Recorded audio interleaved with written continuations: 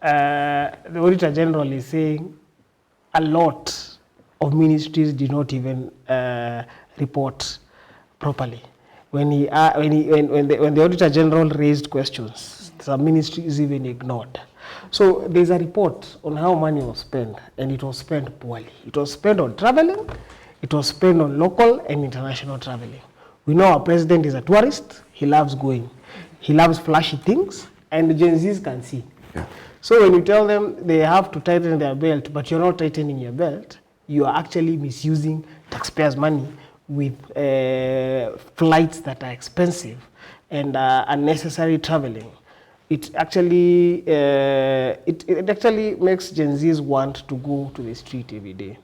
When you see a president who is flashy, doing Versace's and everything, and the shoes that are costly, Gen Z is actually smart enough to go and search for those sites and know how much that shoe is costing, how much that belt is costing. When you go and tell people, Gen Zs, that actually your flight was paid by a friend, and you're a public servant who actually abides by the law, and you know what the law says when you're going to receive gifts, when you're a public servant, you need to declare that. So Gen Zs are smart enough to watch when you're wasting money. These people are not you're not going to tell these people that they are going to pay university fees expensively so that you can collect that money and waste it. So the question is very good. What have they done? The Auditor General is telling us that actually there is wastage. So I think that is enough to make anyone feel mad. When you want to collect more so that you can waste, it's like already you're throwing away food, but you're going to the kitchen to cook more so that you can throw away. Whoever is providing that food is going to feel very, very agitated when you tell them to provide you more food. So I think taxpayers and Gen Zs, they are right when they go out to the street to peacefully express their opinion. We're seeing what is happening in Luo Nyanza. They've given an MP a coffin.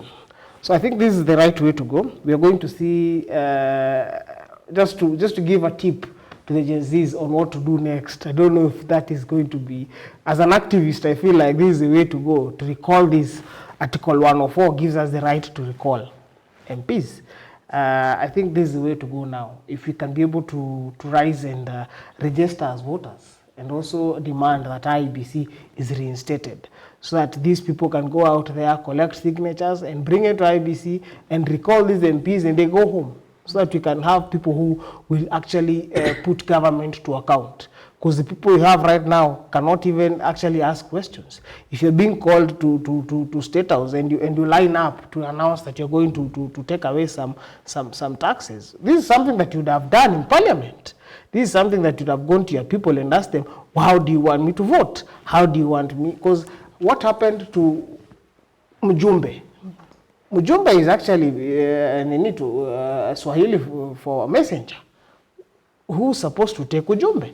So it's supposed to take Ujumbe ya wananchi to Parliament. So when they go to State House to get instructions on how to vote, they should now be all members of all those members are representing the president.